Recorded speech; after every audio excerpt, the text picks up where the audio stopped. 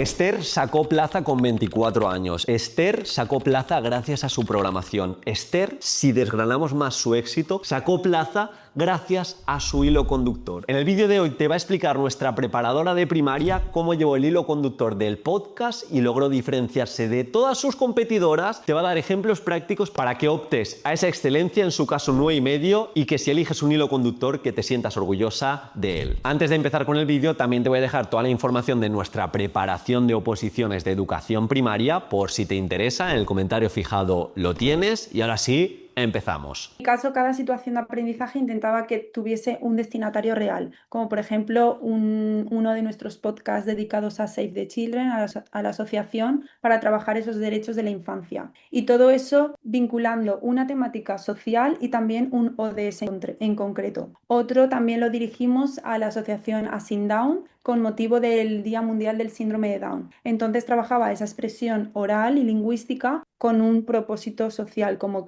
he comentado. ¿Y qué herramienta utilizaba? Ese podcast educativo. También, por ejemplo, vinculábamos todo este proceso a nuestro entorno más cercano. Entonces el podcast también se dirigía a esa radio local de nuestro municipio sobre entrevistas de salud u otros vinculados a temáticas sobre el Parque Natural del Río Turia, por ejemplo. Cada una de estas temáticas quedaba reflejada en uno de los materiales que valoraron muy positivamente y que titulé el pasaporte del podcast. Era un cuaderno visual que tenía cada alumno o alumna de mi clase y lo que hacíamos es ir sellando a modo de insignia cada vez que completábamos uno de los podcasts realizados. Entonces, con esta práctica promovía sobre todo ese principio de expresión del DUA. También integré la educación emocional con el programa RULEL que has comentado anteriormente, usando específicamente el material Moodmeter. Entonces, en momentos clave, antes de iniciar esa situación de aprendizaje o en momentos que yo veía que era necesario saber nuestro estado emocional, lo implementábamos y lo utilizábamos. Y con esta forma visual, los niños y las niñas sabían identificar si estaban alegres, tranquilos o era el momento agradable o no tan agradable para empezar a aprender.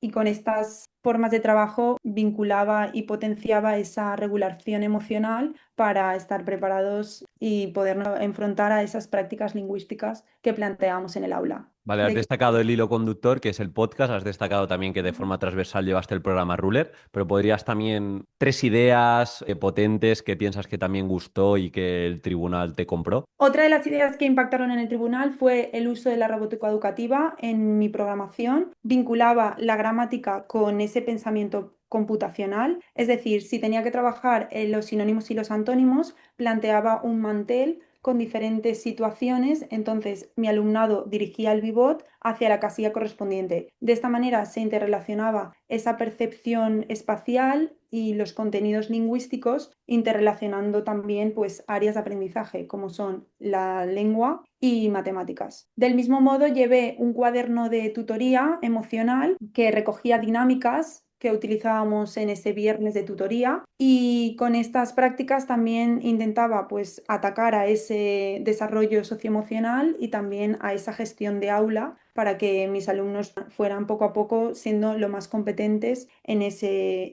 seguimiento emocional y regulación, como he comentado. A este se sumaba un cuaderno de evaluación que los miembros del tribunal valoraron como muy positivo, ya que hicieron unas fotos sobre algunos de los recursos que integraban, como por ejemplo las rúbricas que tenía para cada una de las situaciones, los tickets que integraban también respuestas tanto emocionales como más centradas en el contenido y que tenía diferentes modelos, como por ejemplo, pues me he sentido muy alegre o con mucha emoción cuando el pivot se mueve y se para en la casilla correspondiente. Y todo esto lo acompañé para que tuviese sentido y que lo comprendieran de manera más aterrizada en el aula, con un plano que también fundamenté en el aula del futuro del INTEF, como he comentado anteriormente con el tema del supuesto práctico. Vale, hemos visto sobre el papel cómo tenías la programación. Ahora quiero entender cómo te preparaste la exposición, porque el documento puede estar genial, pero en última instancia la nota va de la defensa. Efectivamente, intentaba mostrar siempre mi identidad docente, quién era yo dentro del aula. Entonces, desde un primer momento que empecé a redactar ese documento de exposición, lo hice poco a poco. Me centré específicamente en las metáforas para iniciar la situación de aprendizaje, como tú has comentado en diferentes momentos en los webinars, en las imágenes mentales que podía yo hacerle ver y viajar un poco a los miembros del tribunal para que conectaran con mi contexto en el que yo planteaba mi programación. Preguntas retóricas para que volvieran a conectar y sobre todo ese inicio y cierres impactantes. Arranqué diciendo de manera concreta, para mí educar es como musutruk, una palabra en euskera que significa dar algo sin esperar nada a cambio. Y eso es lo que intento hacer cada día como maestra, ofrecer lo mejor de mí para que cada aprendizaje con esta forma de introducción desarrollé ya todo mi contexto, mi temporalización, la metodología, la evaluación, esa primera parte de los 30 minutos y luego conecté con ese cierre circular, cerrando otra vez, aludiendo a esa palabra en euskera que hacía énfasis en no esperar nada a cambio. También, dado a mi personalidad y mi nerviosismo interno, ensayé muchísimo, muchísimo para tener todos los puntos bien estructurados y contar con ese tiempo para no sobrepasar ni tampoco quedarme corta. Y eso lo que hacía es que a mí me transmitiese seguridad y que tenía muchas ganas de transmitir mi yo docente, como he dicho anteriormente, y todo lo que había detrás de mi programación. No solamente ese hilo conductor, sino ese enfoque transversal de la educación emocional y sobre todo ese impacto social sobre lo que trabajábamos en el aula, cómo se iba a extrapolar a la vida diaria de los alumnos y los cambios que iba a tener en su